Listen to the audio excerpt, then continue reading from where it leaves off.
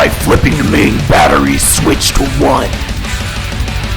Now hold the power button on the display for 3 seconds.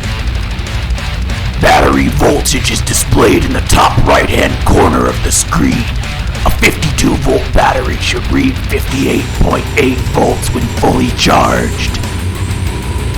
If your legs are feeling weak, try changing the assist level. You can change the information displayed at the bottom of the screen by pushing the mode button. To clear your data, try holding the plus and minus buttons at the same time. Hold the mode button for 3 seconds to enter the menu.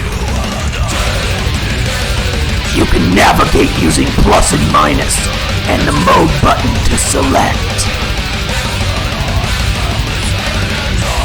The password for advanced settings is 1919, but that's not for you. Hold the plus button to turn on a light system if you have one connected.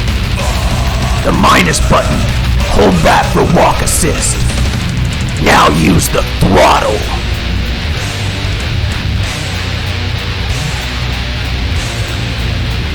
To remove the battery, unlock it and push it firmly from the front using your arms.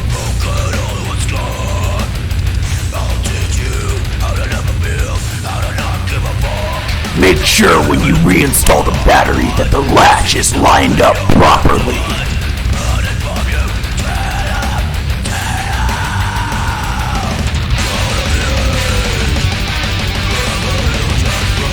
Give the battery a firm tug to make sure it's installed properly. Check that your charger has the proper 58.8 volts and that the charging knob is turned to 100%.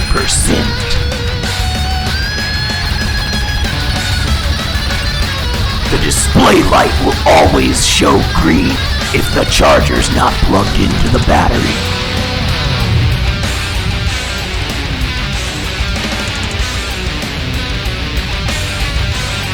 The charger LED will change from red to green when the battery is fully charged.